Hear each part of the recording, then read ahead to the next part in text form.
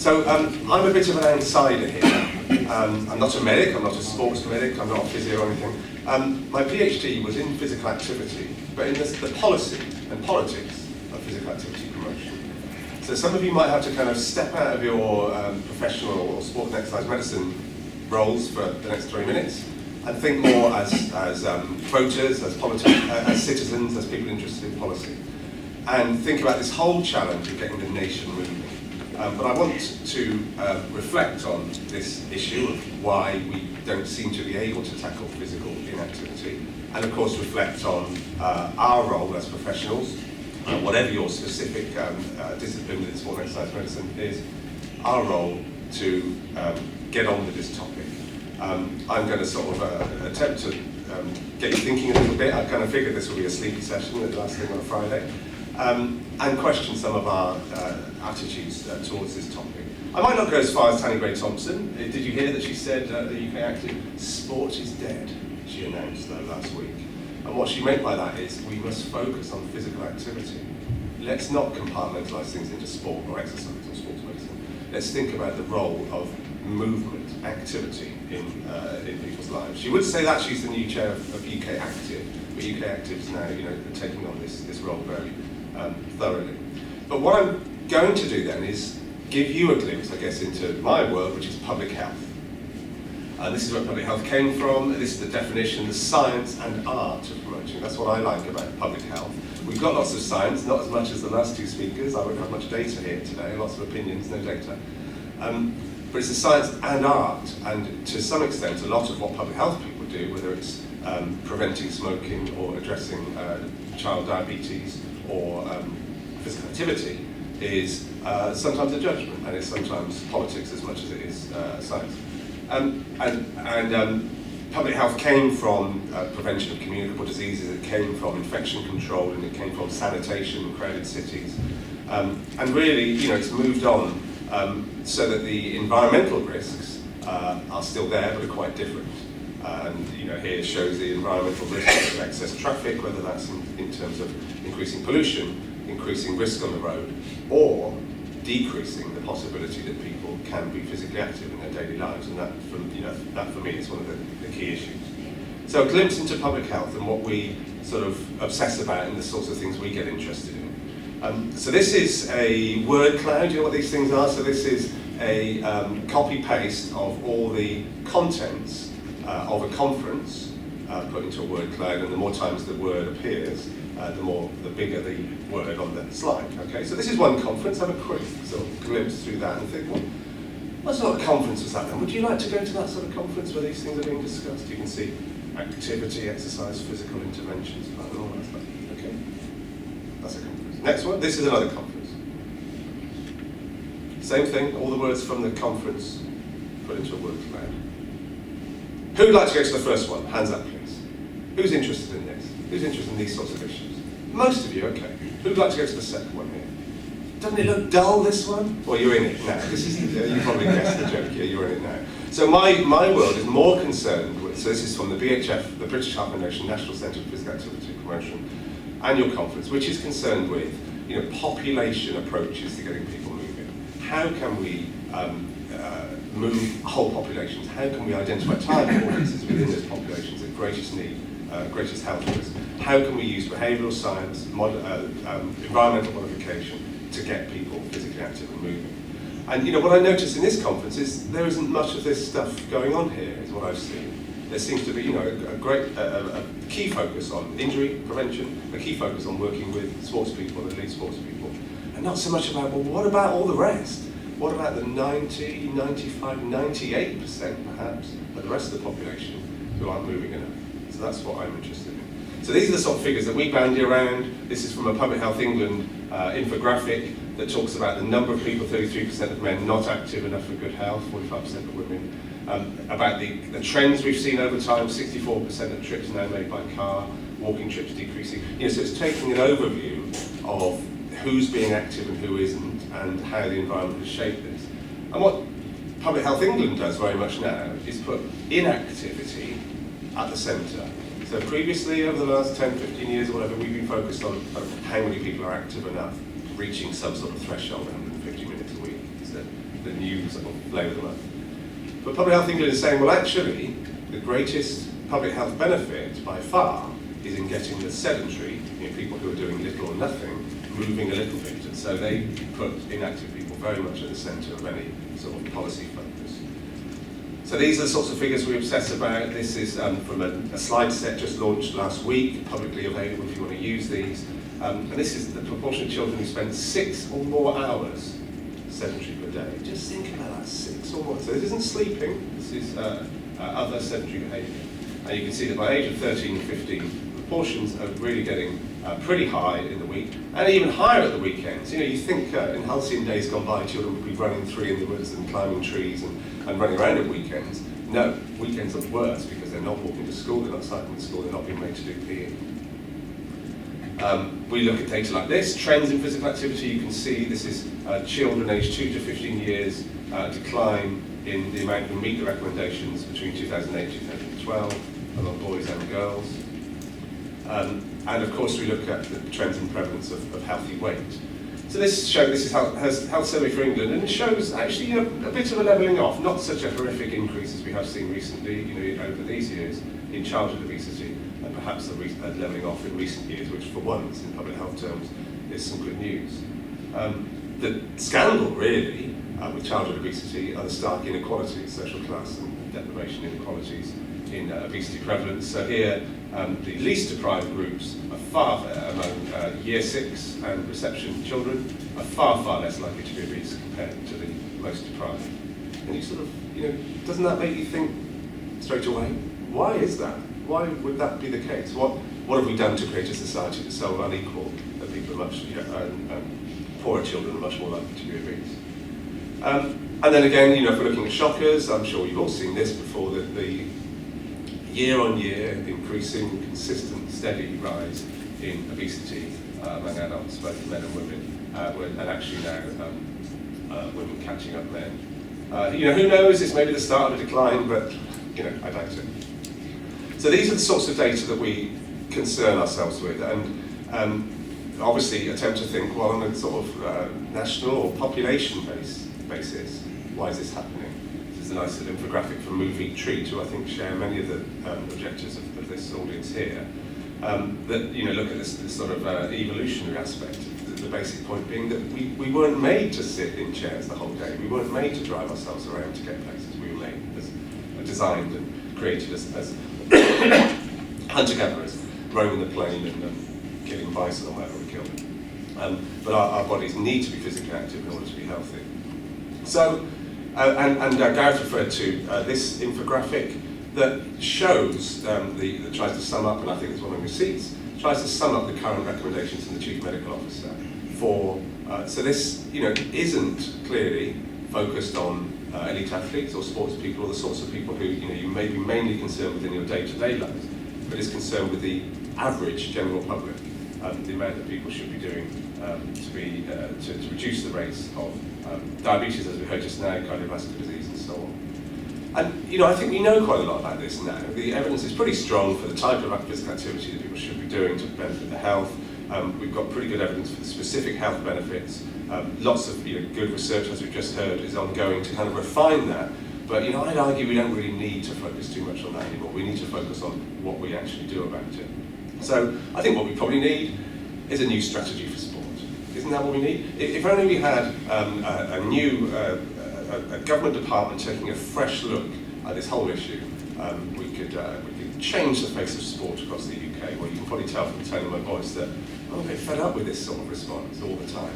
A new government comes in, we need a new sports strategy, we need a new physical activity strategy, we need a new obesity strategy. The old one was rubbish because the last government didn't know what they were doing. This time will be different. And so I looked at this one with some trepidation. And just recently, consultation in August this year. I think the consultation's closed if you were keen to respond.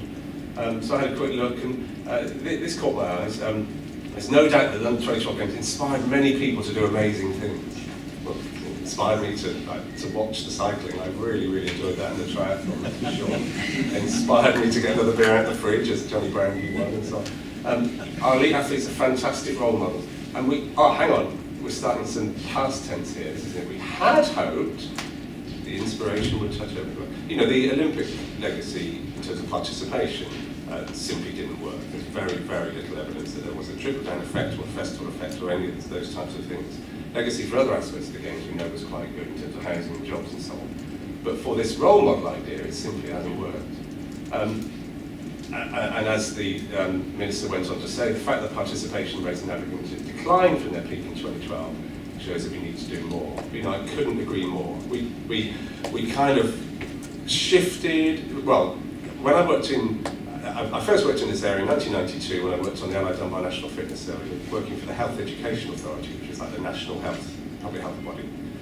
And we were told then, everything's changing. We're going to work with the sports council, as they were called then. Sport and health are going to come together, and we're going to create a national active society. And I was part of that. I really bought up into that message.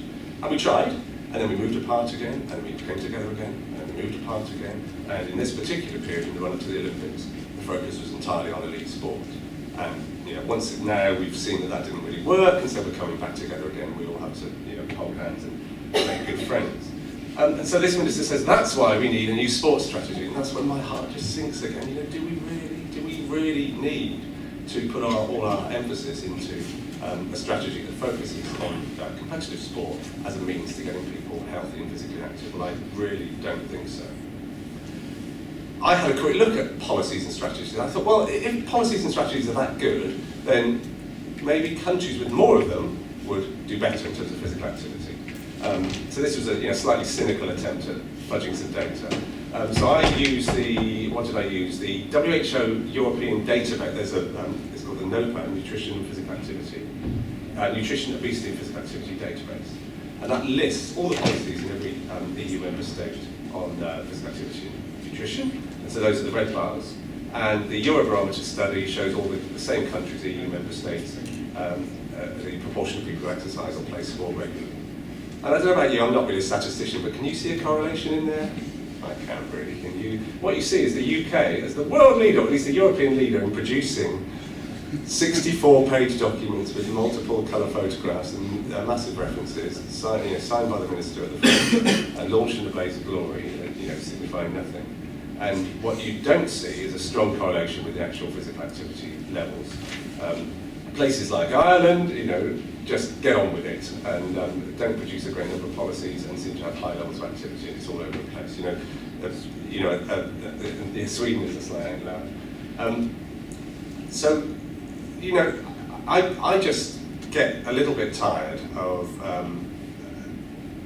governmental attempts to continue to put all these issues together into a new strategy document and keep on going. This was just to say that if you believe that data, if you believe that the UK is this high in terms of physical activity, maybe think again. In the Lancet, when they use the same data source to compare WHO member states for physical inactivity, the UK was pretty much a world leader, so we have something to worry about. So, hands up if you've seen this thing or heard of this thing. A few, that's good, okay, a few hands. This is the exercise for health sessions. I'd expect more than earlier sessions. I think this is all we need. I don't think we need more sports strategies. I don't think we need each government department to relaunch a new, Department for Transport to launch a walking and cycling strategy, and Department for Health to launch a physical activity strategy, which is what happens.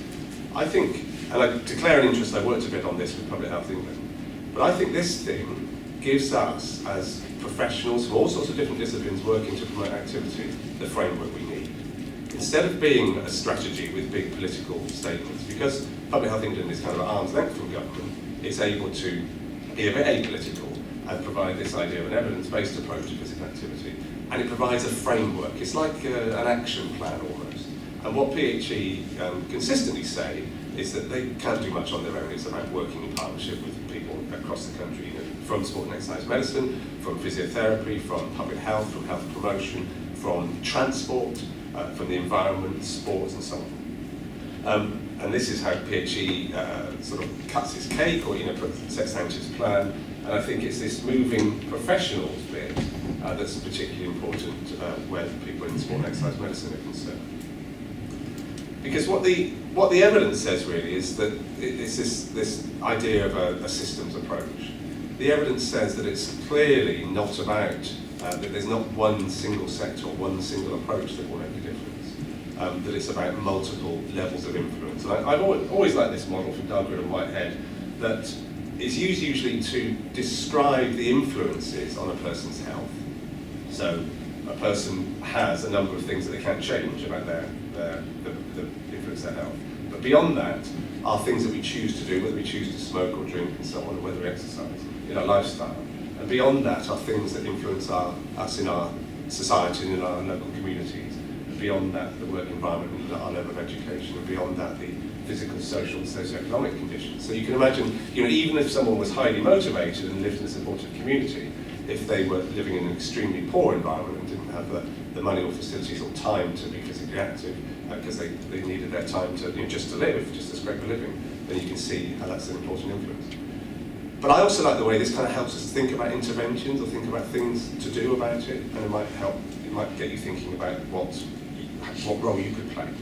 We're going to start from the outside really quickly and move in with the environment. This is my sort of favourite area of working, because I think this is one of the, I guess this is one of the most important influences on physical activity. And I say I guess because, unfortunately, because of sort of research design issues, we have the least strong evidence about this issue. You can't really randomise communities into building walkable and bikeable places. But in short, I think if you'd set out to design a sedentary or obesogenic environment over 20 to 30 years, I think looking outside, that's what you've got. I think we would have tried to increase traffic, we would have tried to restrict walking and cycling, we would have tried to close down play spaces and so on. I think the environment has been created that does not support physically active movement, and so efforts to try to sort of reclaim that and create healthy active places, I think, are extremely important. So we can think about how maybe not directly in your professional roles, but how we can support in our own communities and neighbourhoods efforts to reclaim parks, efforts to close down some roads perhaps after school, as some community groups are doing, to allow children to play, efforts to improve the environment for cycling. At community level, we know that there are a number of things that the people in their own communities can do to reclaim the environment and to take community level action to improve conditions for physical activity. So this is an evaluation of a Fitter for Walking project where people in their local communities identified things that were barriers to walking and cycling, locally for them. So this might be dog mess in the underpass, this might be poor lighting, this might be a particular road crossing that wasn't in place. Low-cost actions that were put in place made a big difference to people's local level walking. And we know that referring people to group opportunities for exercise and physical activity, such as walking, not only walking, but such as walking, are extremely effective. And the Ramblers started the Walk for Health programme, now led by Macmillan and the Ramblers together, highly successful in getting people moving from sedentary behaviour on things like leg walks, and now being extended to people living with cancer. But I'm guessing that most of the audience are kind of in the middle of that diagram, in your professional lives, working on a one-to-one or group basis, and influencing people, the way that people think about physical activity. And I think this is extremely important. We might not have, as in face-to-face consultations, we might not have the reach into big numbers of people, but if enough of us do it, if enough people keep on going, if enough contacts are made, it can make a difference. So I do like this idea of making every contact count. I went to a great presentation just now that exercise works, and the way they're really trying to increase education and training for health professionals and physical activity promotion. And the idea of making every contact count is that basically every contact that a health professional has with an individual, they mention an aspect of physical activity. But we know there's good evidence for counselling and brief advice, and we know that it doesn't really have to be a health professional or a GP telling people to exercise. Most people know physical activity is good for them. Most people, if they are encouraged to talk about it in a supportive, motivational, interviewing type way, can identify their own opportunities for physical activity. They know their own solutions. You can just say, have you thought about, well, tell me the reasons why you might not have walked here today, and tell me what is that type of approach can be effective because people know their own answers.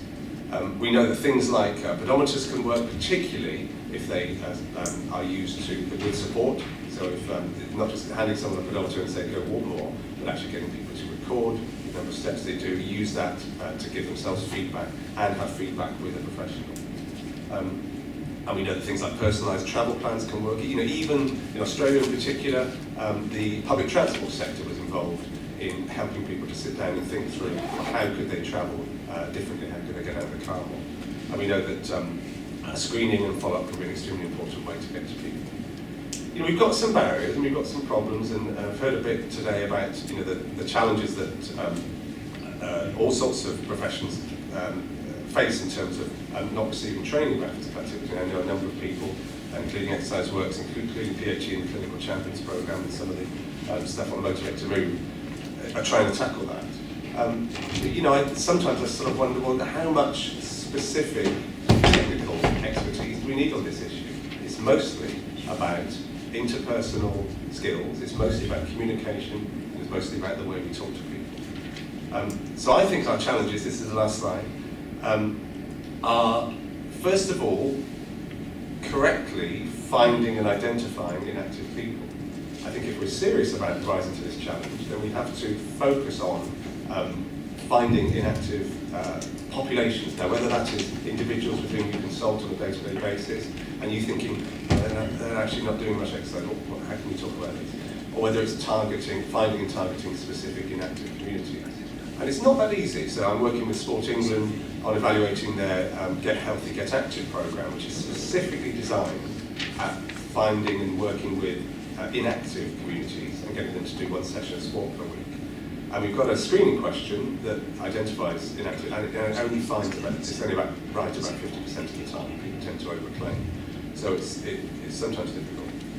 It's about understanding inactive people. You know, and that's difficult, isn't it? If you work with sports people and if you work with elite performers all the time, I would imagine that it's difficult to understand the motivations or lack of motivations of someone who just can't be bothered to be physically active, of someone who thinks it's entirely appropriate to drive everywhere, of someone who never thinks of any other mode of transport apart from the car. Basically, someone who thinks, well, I feel all right in my life without doing any exercise whatsoever, so why bother? And I think, and I'm not claiming to understand people who think like that, because I'm pretty active myself, but that's a real challenge, I think, is to get inside people's heads like that. I think the message is to get people started on anything. We don't need to specify. People say, oh, what's the best exercise? There's no best exercise. The best exercise is the exercise you do every day. Someone will keep doing for the rest of their lives. And if people choose a particular activity, let them choose it. That said, we can also play a role in recommending appropriate activities, in particular things that at least aren't unsafe. And I was talking to Joe from Move Eat Treat, and he said one of the key things they do in their organisation is focus on enjoyment, not outcomes. People aren't really interested in addressing their blood lipids or reducing their cholesterol or their resting heart rate or whatever. They want to have fun. They want to enjoy being in the outdoors. They want to enjoy running, walking, swimming, whatever it might be. I think there's lots we can do to help to connect people. So I'm thinking about connecting groups of inactive people with each other to support each other in being physically active, and that's clearly what the walking groups have done. And I think that the overall message is that for the whole population, most of whom would benefit from more physical activity, activities for life is something that people need to do for the rest of their life. So I'd leave those with you as a thought, and I would say to you, in your professional lives, you may focus mainly on sports people, you may focus mainly on injury prevention and so on, but my challenge would be, what can you do for the physically inactive populations? How can you adjust your practice and how can you work differently to do that? Just to finish, to prove that I don't hate sport altogether, this is me on the finish line of a triathlon recently. Glad to finish. Thank you.